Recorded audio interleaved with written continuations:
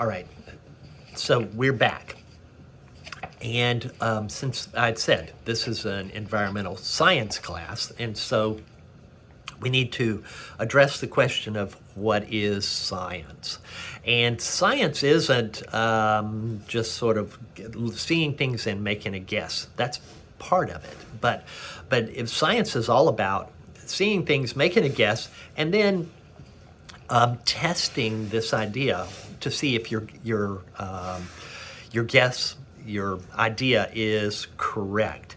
And so in the end, we produce empirical knowledge, and it involves what we call developing a hypothesis.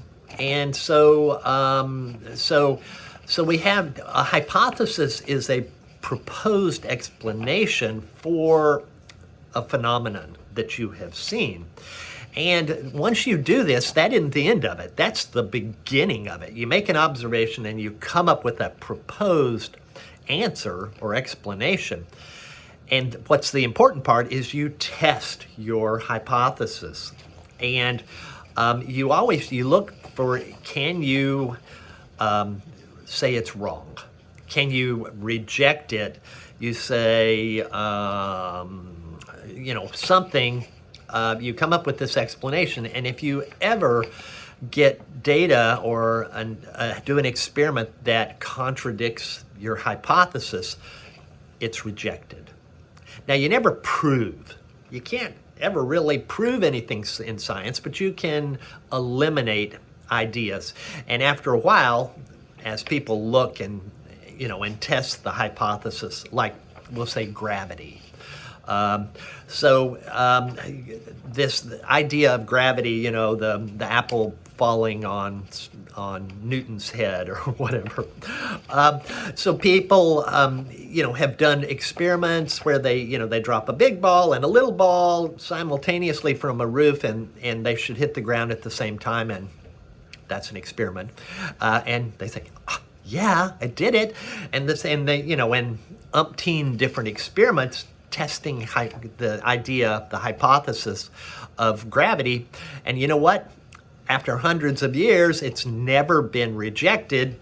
So we're pretty sure that it's real. And so we now call it the theory or law of gravity.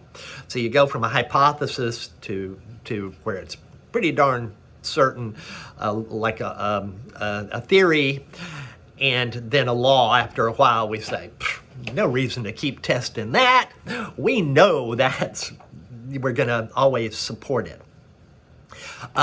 So science, and so something I was just mentioning there, it's cumulative over time. So when Newton came up with this idea, there was very little data to support it, right? There was, people say, that's ridiculous. I'm going to show that isn't right. And no, he was right. And so over time, we've got more and more experiments that support this. So it's cumulative. After a while, you can't even think of another experiment to test it that hadn't already been done. And so what it does is it gives us an understanding of our environment and allows us to come up with ways to address environmental problems. Now, this is one that I always have to think about. I don't know why deductive and inductive reasoning are a little confusing to me, but deductive reasoning, and they're both kind of opposites. So I'm going to use an example of a cat. And we'll say, if we know that cats purr, and we see a cat over there, we say, I'm going to bet he will purr if he's really, really happy, right? And then the other thing, and so that's deducing, that's taking a big idea and applying it to something specific. Now, the other thing is, how did you come up with this idea that all cats purr?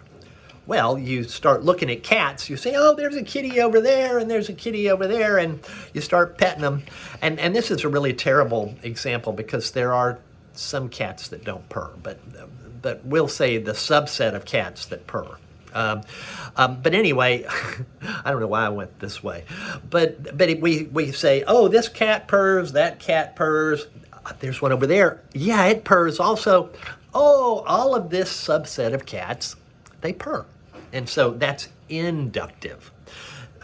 So deductive reasoning starts with the big idea and saying, if that's a cat, it must purr. The inductive reasoning is sort of the way that you came up with the bigger generalization. Sometimes you'll hear people talking and they'll kind of discount science. They'll discount science because they say that's just because they don't want to get in an argument. They don't want to contradict Joe over there, and so they just go along with it. That is so not science. That is not how science works. It's the exact opposite. Scientists can be real a-holes. Yeah, I mean, to be quite honest, they all have huge egos.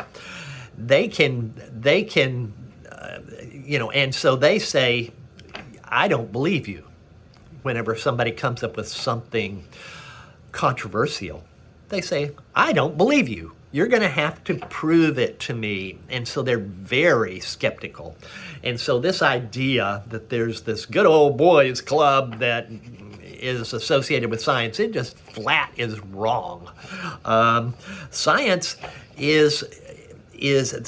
are very skeptical.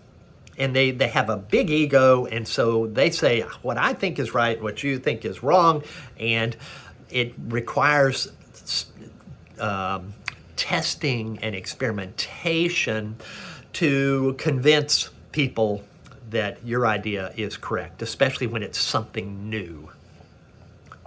So how do they do it? You come up with some new idea and people are saying, absolutely not. I'm going to see if that works for me. Reproducible. It has to be, your idea has to be, other people have to be able to redo your experiment or do an experiment similar to yours and come up with evidence or data that supports your idea. Okay, so we have four steps to what we call the scientific method. And the very first one is it's so obvious that you might forget it. And you're looking at the world. You make an observation. So you're looking at the world and you make an observation, and what does that observation lead to? A light bulb, right? Boing! I've got an idea. I made an observation and I came up with an idea.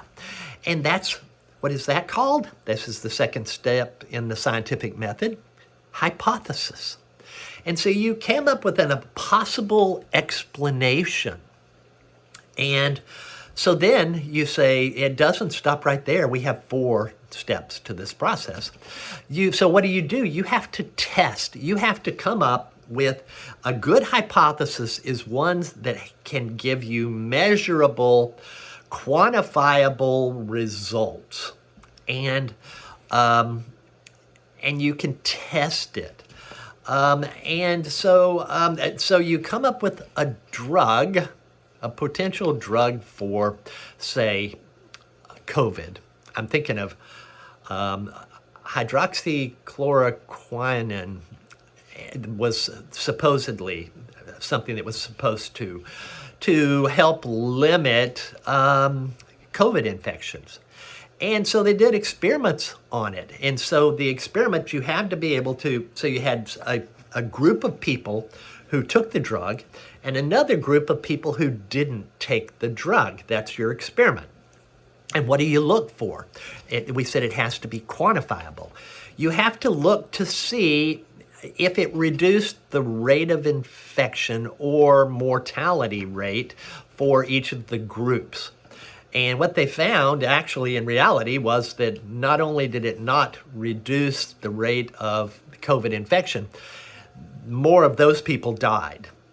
And you can't read any more into it cause and effect than that, but it didn't support the idea that it was a benefit to the to COVID. And so we'd said that's the third step. What did we call it? It was the experimentation. Observation, hypothesis, experimentation. And then the fourth step was, I mentioned it, it was you come to a conclusion. Now your conclusion, you don't say, yes, it cures COVID if it had worked. You don't say that. You say, I didn't reject it as a possible cure for COVID. And so you never, in science, this is a subtlety that I want to make sure you understand. You never prove anything in science, even that gravity thing. Eventually, people accept it. But at first, it's just, well, I didn't reject it. So the two possible conclusions in a specific experiment will be to accept the hypothesis, to say, well, maybe that's a good hypothesis, or to reject it. Now, if you reject it, what you do is you come up with a new hypothesis. So rejection always leads to a fifth step, which is formation of a new hypothesis.